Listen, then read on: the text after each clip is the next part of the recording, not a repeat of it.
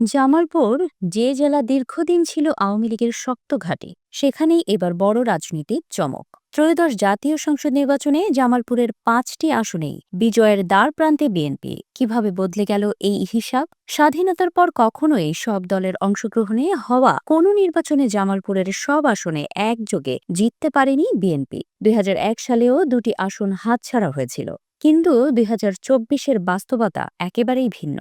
দেওয়ানগঞ্জ ও বকশীগঞ্জ নিয়ে জামালপুর এক আসনে বিএনপির প্রার্থী এম রশিদুজ্জামান মিল্লাত, তার সঙ্গে ত্রিমুখী লড়াই হতে পারে জামায়াতে ইসলামীর নাজমুল হক সাইদি ও ইসলামী আন্দোলনের প্রার্থী সাবেক উপজেলা চেয়ারম্যান বহিষ্কৃত বিএনপি নেতা আব্দুর রউফ তালুকদারের সঙ্গে। ত্রিমুখী লড়াই হলেও জামায়াত ও ইসলামী আন্দোলনকে পেছনে ফেলে এখানেও এগিয়ে ধানের শীষ।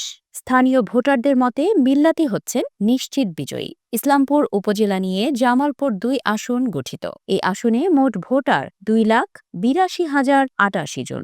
আসনটিতে বিএনপির প্রার্থী সুলতান মাহমুদ বাবু, জামায়াতের ইসলামীর সামিউল হক ফারুকী, ইসলামী আন্দোলনের সুলতান সিরাজি ও স্বতন্ত্র অর্ণব ওয়ারেস খান। মূল প্রতিদ্বন্দ্বী জামায়াতে ইসলামী হলেও ভোটের মাঠে বাবুর অবস্থান শক্ত। ২০০১ সালের মতো এবারও বিজয়ের পথে বিএনপি, এমনটাই বলছেন ভোটাররা। মেলান্দহ ও মাদারগঞ্জ উপজেলা নিয়ে গঠিত জামালপুর ৩ আসনটিতে ৯ জন প্রার্থী নির্বাচনের মাঠে কাজ করছেন। এই আসন দীর্ঘদিন আওয়ামী লীগের দুর্গ ছিল। টানা ৮ বার জিতেছিলেন মির্জা আজম, কিন্তু এবার আওয়ামী লীগ মাঠে নেই। ফলে বিএনপির প্রার্থী মোস্তাফিজুর রহমান বাবুল সহজেই এগিয়ে যাচ্ছেন বিজয়ের দিকে। সরিষাবাড়ি বিএনপির ঐতিহ্যবাহী ঘাঁটি। এখানে জেলা বিএনপির সভাপতি ফরিদুল কবির তালুকদার শামীম অনেকটাই নির্ভর। তার সঙ্গে জামায়াতের প্রার্থী আব্দুল আওয়ালের মূল লড়াই হওয়ার সম্ভাবনা রয়েছে।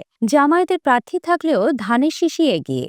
সবচেয়ে বড় আসন জামালপুর সদর, ভোটার প্রায় ৫,৭৬,০০০। বিএনপির প্রার্থী শাহ মোহাম্মদ ওয়ারিস আলী মামুন এখনও এগিয়ে। জামায়াতে ইসলামীর জেলা আমির মোহাম্মদ আব্দুস সাত্তার, ইসলামী আন্দোলনের সৈয়দ ইউনুস আহমদ, সিপিবির শেখ মোহাম্মদ আক্কাস আলী, বাংলাদেশ কংগ্রেসের আবু সায়েম মোহাম্মদ সাদাত উল করিম, জাতীয় পার্টির মোহাম্মদ বাবর আলী খান, জাতীয় সমাজতান্ত্রিক দল জেএসডির মোহাম্মদ আমির উদ্দিন এবং গণ অধিকার পরিষদের জাকির হোসেন নির্বাচনী লড়াইয়ে রয়েছেন।